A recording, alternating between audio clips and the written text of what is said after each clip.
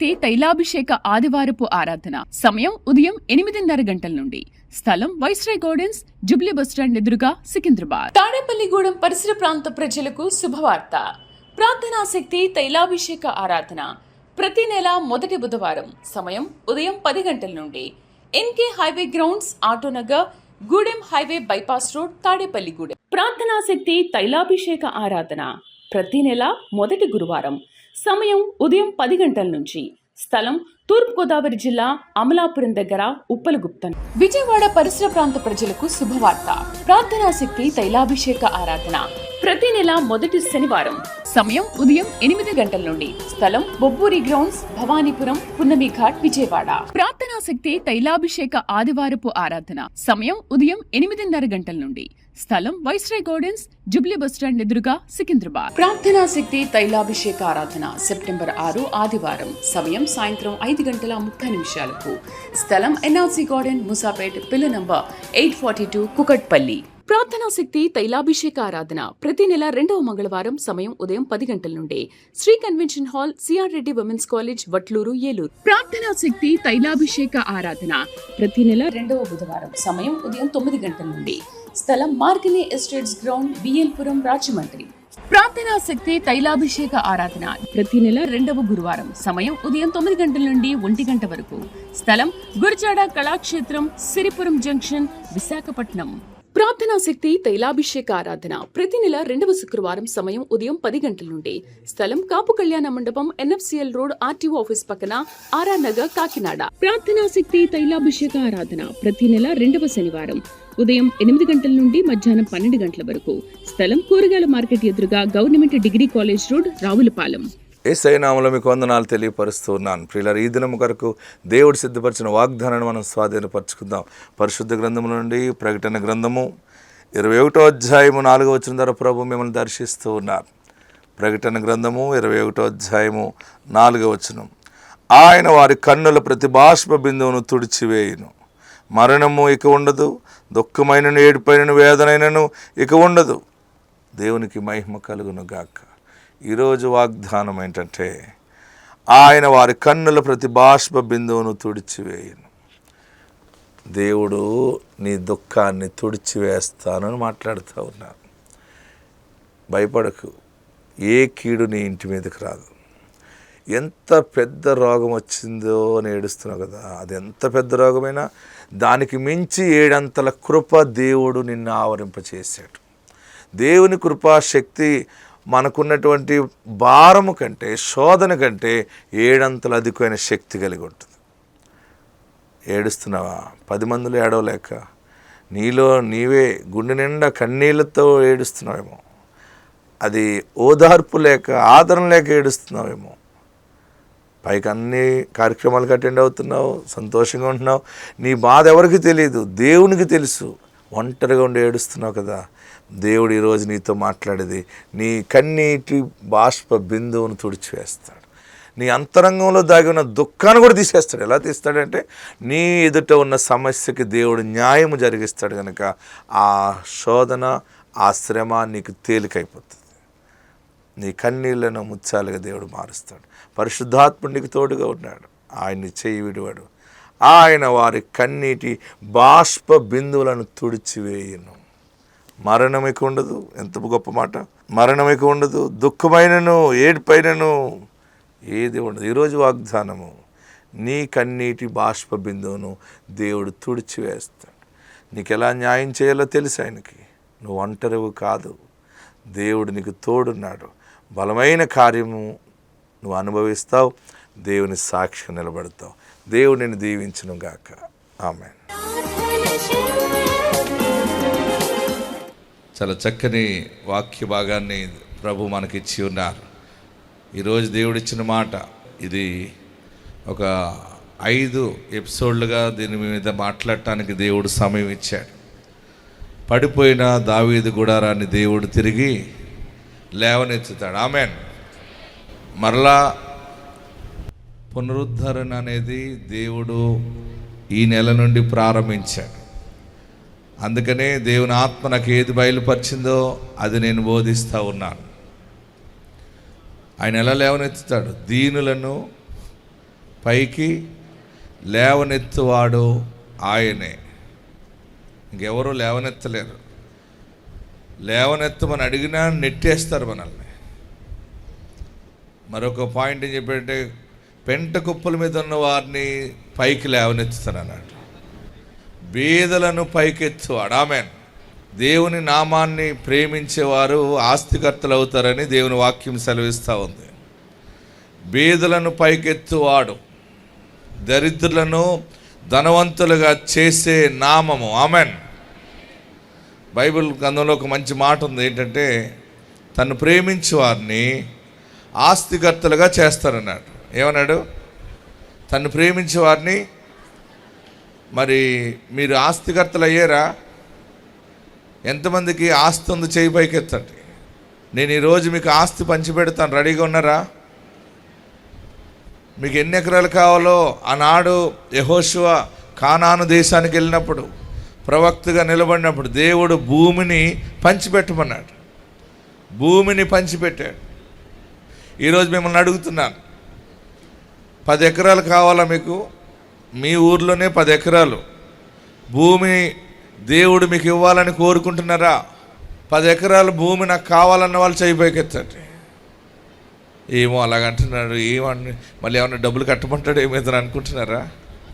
మీరేం కట్టనవసరం లేదు. ఓకేనా? ఇది ఏమీ కట్టేది కాదు. మీరు విశ్వాసంతో మీరు దేవుని మీద ఆధారపడితే, సేవకుడిగా ప్రవక్తగా నేను ఏది ప్రకటిస్తున్నానో దేవుడు దాన్ని స్థిరపరుస్తాడు. మీకు ఆ లాజిక్ చెప్తాను, ఇప్పుడు మీకు అర్థమైపోతుంది. బంగారం కావాలా? 20 తులాలు బంగారం కావాలన్న వాళ్ళు చేయి పైకెత్తండి. దీని లాజిక్ ఏంటంటే, దీని మర్మం ఏంటంటే, తన్ను ప్రేమించే వారిని ఆయన ఆస్తికర్తలుగా చేస్తానన్నాడు అంతే. మరి మనం ప్రార్థనకు వస్తున్నాం, ప్రభు అంటున్నాం, కానీ ఎందుకు ఆస్తి రాలేదు? ఎప్పుడన్నా ఆలోచించేవా? ఎందుకు నీకు సరైన ఇల్లు రాలేదు? నీ ఒంటి మీద బంగారం ఎందుకు లేదు? నీ పిల్లలు అందరూ బేదలుగా ఉన్నారంటే కారణం ఆన్సర్ చెప్పండి. నీవు దేవునిని ప్రేమించట్లేదు. ప్రేమిస్తున్నట్టున్నాం కానీ ప్రేమించట్లేదు. ఈరోజు బాగా గుర్తుపెట్టుకోండి, ఆయనను ప్రేమించు వారిని ఆయన ఆస్తికర్తలుగా చేస్తాడు. హల్లెలూయా. గుండె నిండా యేసుని ప్రేమిస్తేనే ఐశ్వర్యం వస్తుంది. దేవుని వాక్యం సెలవిచ్చింది ఏంటంటే, తన్ను ప్రేమించు వారిని ఆస్తికర్తలుగా చేస్తానన్నాడు. నేను ఈ మాట పట్టుకున్నాను, నేను దాన్ని రుచి చూశాను కూడా చెప్తున్నాను మీకు. దైవాన్ని ప్రేమించినట్టు మనం యాక్షన్ చేస్తాం. దైవాన్ని ప్రేమించటం అంటే అందరి ముందు చేతులుంచి ప్రార్థన చేసుకోవటం, లేదా గుడికి వెళ్ళటం, లేకపోతే వేషధారణ చేస్తుంటాం. ఆత్మ సంబంధంగా నువ్వు దేవునికి కనెక్ట్ అవుతే, దైవం మీద పూర్తిగా నువ్వు ఆనుకుంటే, దైవము నిన్ను తలగానే నిలబెడుతుంది కానీ తోకగా నిలబెడుతుంది. హల్లెలూయా. గట్టిగా హల్లెలూయా చెబుదాం. మరి మీకు ల్యాండ్ కావాలంటే, గోల్డ్ కావాలంటే, డైమండ్స్ కావాలన్నా, ఫ్యామిలీకి ప్రొటెక్షన్ కావాలన్నా, మీ కుటుంబానికి రక్షణ భాగ్యం రావాలంటే, అన్నిటికీ ఒకటి, నీవు దేవునిని ప్రేమించాలి. ఆమేన్. ఈరోజు ఈ వాక్యములో ఒక చివరి మాట తెలియపరుస్తూ ఉన్నాను. పరిశుద్ధాత్ముడు నాకు ఇచ్చిన మాట ఏంటంటే, ఆమోసు గ్రంథం 9వ అధ్యాయంలోనే, ఆమోసు గ్రంథము 9వ అధ్యాయము మనము 11వ వచనం చదువుకున్నాము. అందులో దేవుడు గుడారాన్ని లేవనెత్తుతాడని. ఆ లేవనెత్తడం ఎలాగుంటుందో పరిశుద్ధాత్ముడు నాకు బయలుపరిచింది. ఏంటంటే, చివరి వచనం 15వ వచనం అందరం ధ్యానం చేసుకుందాం. బైబిల్ ఉన్నవారు తెరవండి. ఆమోసు గ్రంథం 9వ అధ్యాయము 15వ వచనం. వారి దేశమందు లేవనెత్తుతాను, బీదలను పైకెత్తుతాను, పెంట కుప్పల మీద లేవనెత్తుతానని చెప్పాడు కదా. అది ఎలా లేవనెత్తుతాడు, లేవనెత్తేది ఏం చేస్తాడు అనేది ఈ మాట మీకు పరిశుద్ధాత్ముడు బయలుపరుస్తున్నాడు. 9వ అధ్యాయం 15వ వచనం. ఎస్.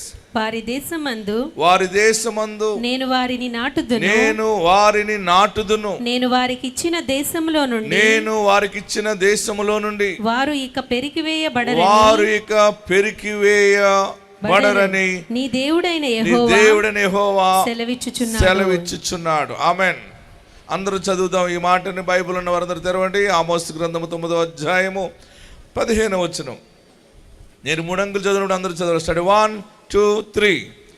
వారి దేశం, గట్టిగా చదవండి. వారి దేశమందు నేను వారిని నాటుదును, నేను వారికి ఇచ్చిన దేశములో నుండి వారి ఇక పెరికివేయబడరని నీ నీ దేవుడైన యెహోవా సెలవిచ్చుచున్నాడు. ఆమెన్.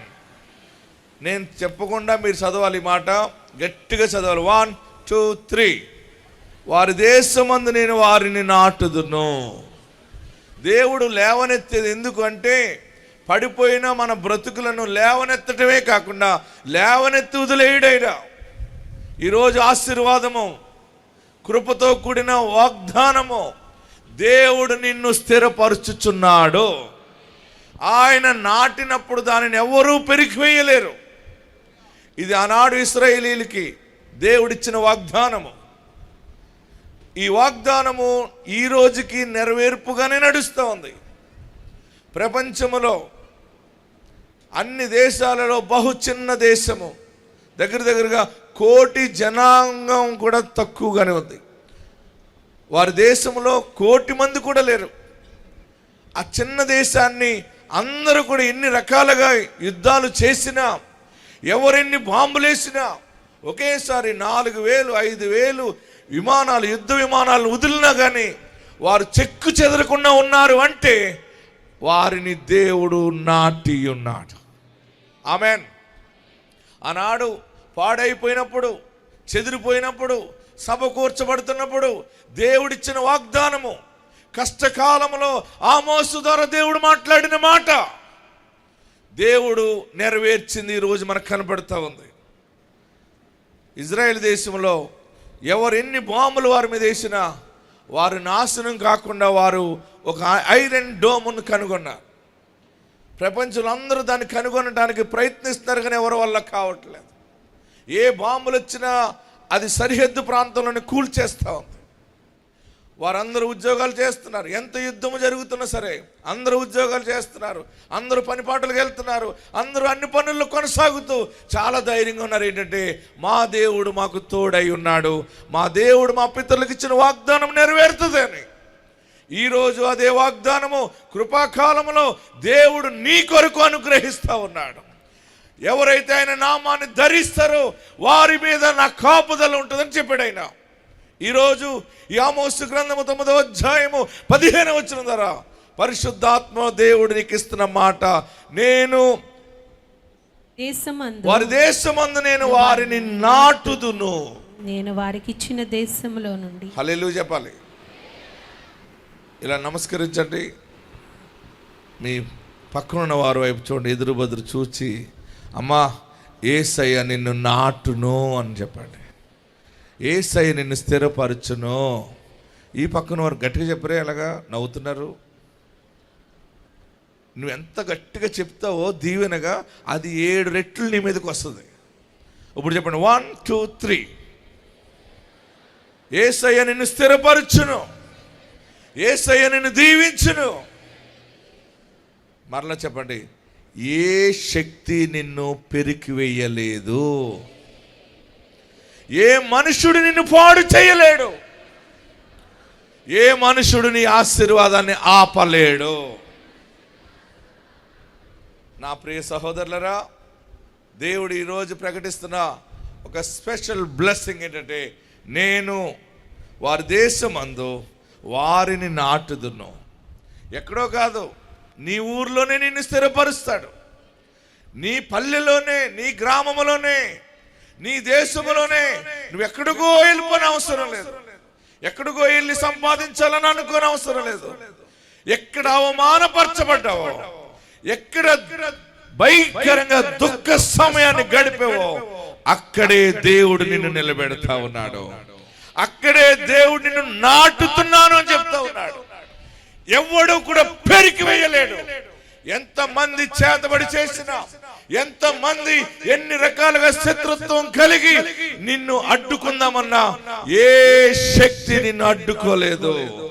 నీ బిడ్డ ఉద్యోగాన్ని ఎవరు ఆపలేరు, నీ వ్యాపారాన్ని ఎవరు పాడు చేయలేరు, ఏ దుష్ట ప్రభావం కూడా నిన్ను కదిలించలేదు. దేవుడు నాటి ఉన్నాడు. గట్టిగా హల్లెలూయా చెప్పండి. మీరేం గుమ్మడికాయలు కట్టక్కర్లేదు, మీరేమి దిష్టి బొమ్మలు ఎట్టిన అవసరం లేదు, తాళ్ళు కట్టుకోకర్లేదు, ఏమీ అవసరం లేదు. కట్టుకున్నా అంతే, కట్టుకోకపోయినా అంతే.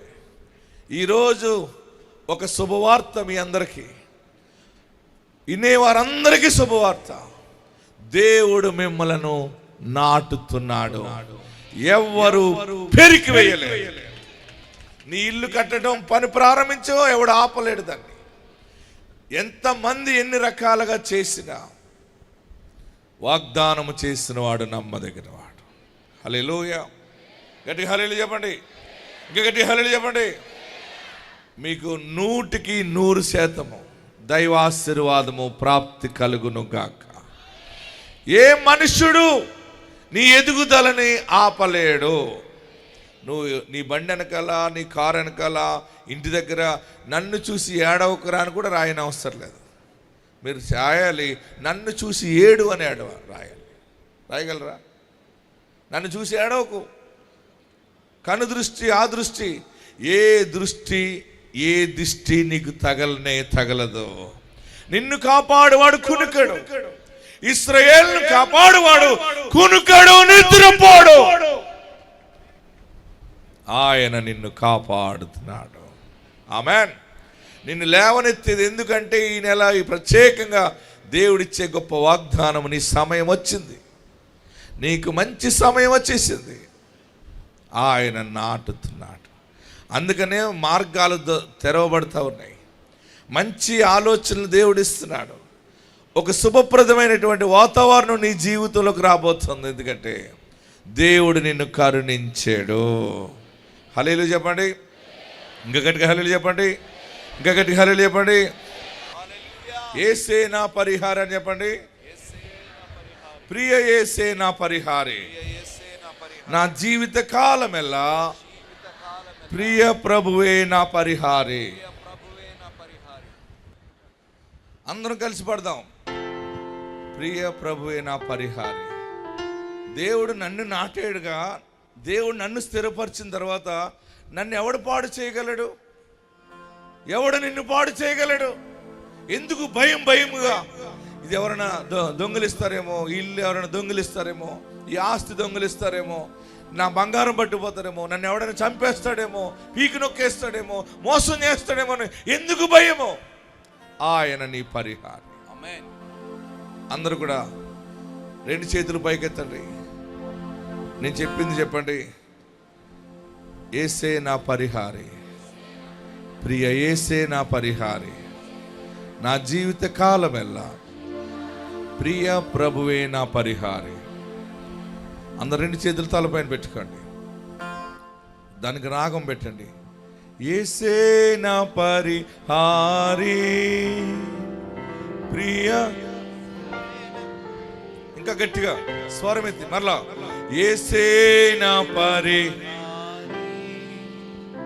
ప్రియ యేసే నా పరిహారి, నా జీవిత కాలమెల్లా ప్రియ ప్రభువే నా పరిహారి, నా జీవిత కాలమెల్లా. గట్టిగా పాడదాం. ప్రియ ప్రభువే నా పరిహారి. నన్ను సాతాను వెంబడించినా, నన్ను శత్రువు ఎదిరించినా, నన్ను సాతాను వెంబడించిన, నన్ను శత్రువు ఎదిరించిన, నన్ను సాతాను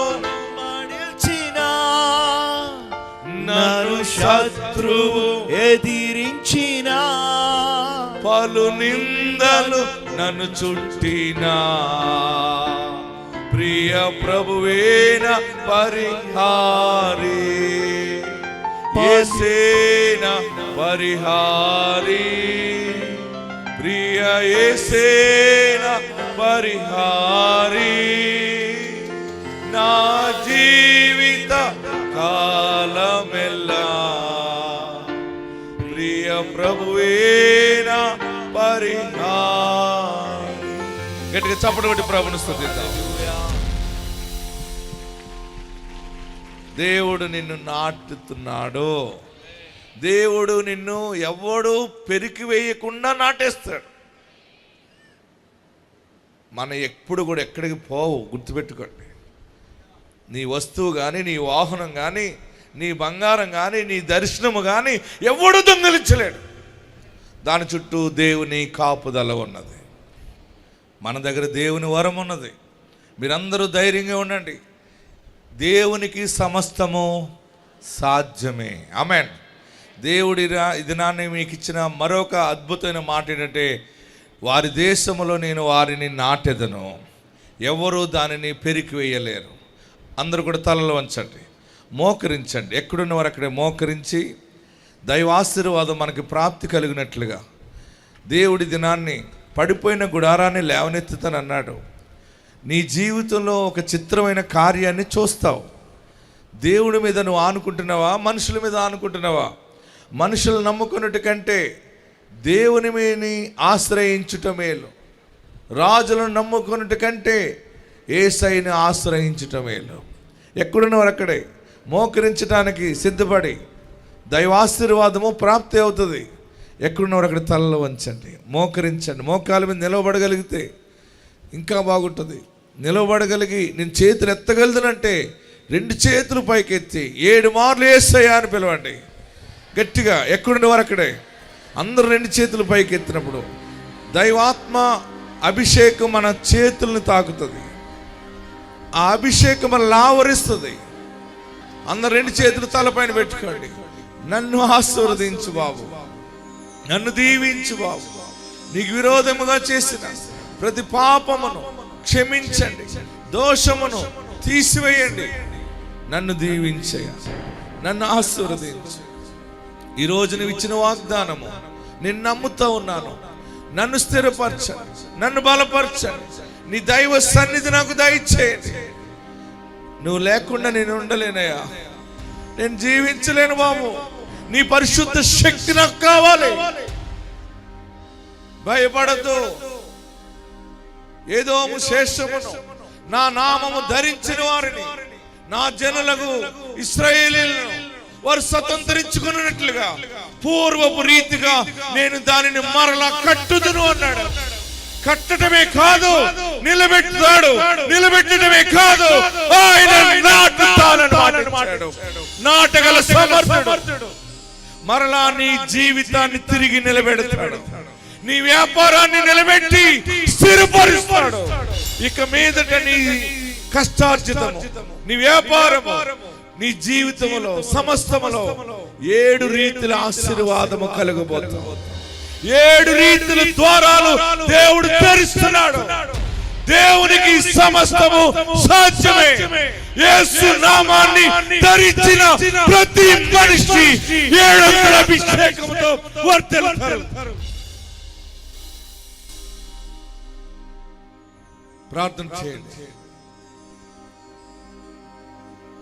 నిన్ను తిరిగి మరల నాటి ఉన్నాడు. నా కుటుంబం కూలిపోయింది అనుకుంటున్నావా? పడిపోయిందని అనుకుంటున్నావా? నా భర్త నాకు దూరం అయిపోయాడని ఏడుస్తున్నావా? నా భార్య నాకు దూరం అయిందని ఏడుస్తున్నావా? ఎవరికి చెప్పలేక ఏడుస్తున్నావా? ఏం చేసినా ఫలించట్లేదు. ఎటు పోయిన దరిద్రమే వస్తా ఉంది. ఏంటి నా బ్రతుకని ఏడుస్తున్నావా? ఆయన మరలా తిరిగి నిన్ను లేవనెత్తి నిన్ను నాటి స్థిరపరుస్తాడు.